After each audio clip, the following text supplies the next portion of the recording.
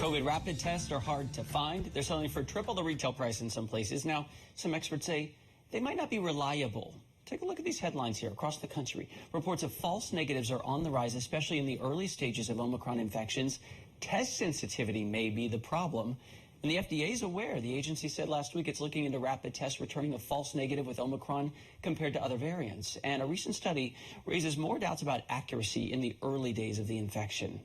The U.S.-based study was small. It looked at about 30 people in 5 different workplaces in New York and California. All of them tested positive for COVID-19 on a PCR on the same day, but it took about 2 days for the rapid test to pick it up. Rapid tests are rapidly causing some concerns, some questions. So let's get to the bottom of it tonight. Let's bring in Dr. Rachel Leisman. She's the director of microbiology in pathology and laboratory medicine at the University of Kansas Medical Center. Dr. Leisman, good to see you tonight. First of all, do these rapid tests work or do they not work? That is a great question, and I think the data continues to evolve, but unfortunately in the wrong direction. There was some hints about a week ago that they may not be performing as effectively as they did with our previous variants, and some really recent data shows that patients can be symptomatic and falsely negative on these rapid tests for the first 2 to 3 days of their symptom onset when they would be positive by a PCR. So they seem to be not performing as well as we would have hoped. First up to 3 days, and isn't that the height of being contagious? They say the 2 days before the onset of symptoms and the 2 to 3 days after?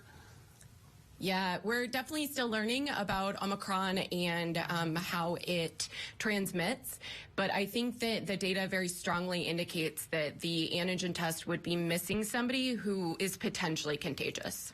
I have been one of the people standing at my local library waiting for the test. You got to show your ID. You get them at home and you think, I'm going to have this just in case. If I get the sniffles, if I'm worried, I don't want to infect anybody else. Should we still be doing that? Well, I think that a positive result gives you a lot of information, and so there's value in taking it and getting a quick positive, especially if you're having delays in PCR testing availability in your region.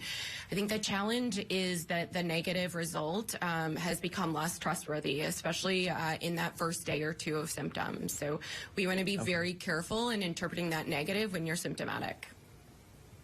The New York Times had this, and I know you've been inundated with this question, but I got to ask you. People who tested negative with a nasal swab are sometimes testing positive when they swab their throat. It's not recommended. It's not on the directions there, but people have tried it. And they say it actually comes back positive. If I'm sick and I'm negative, should I just try my throat? Most of these boxes come with 2 tests. It's a good question. I think that if you only have those 2 tests, it would be smarter to save that and to test yourself following the directions of the test the next day or 3 days after symptoms. And given that there aren't a lot of availability of the antigen test, I think sticking to the directions of the test, continuing to isolate when you're symptomatic, and potentially taking that nasal swab the next day or the day after is a better use of that test given the limitations. When the pandemic started, and you'll remember this better than anyone, the government kind of let companies put out a ton of rapid tests. They were thinking, let's get these out to the market. Let's let people use the tools that are there. Many were completely worthless. Trust in them plummeted. Things have been tightened up. Do you think we need to tighten them up further when it comes to rapid tests? I think continuous evaluation of these tests in real-world type of studies as we get new variants is going to be important. And if the tests aren't performing up to muster, I think that we need to let people know about that and potentially pull them off the shelves.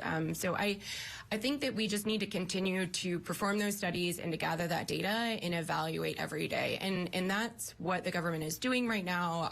That is what researchers and those of us in clinical diagnostics are actively trying to do. Dr. Rachel Leisman, thank you for letting us ask you all these questions. I know we're pulling you away from things like labs that have people asking, you know, do I have COVID right now? And so this is really valuable. We appreciate it. Thank you. Absolutely. Thank you for having me. Take care.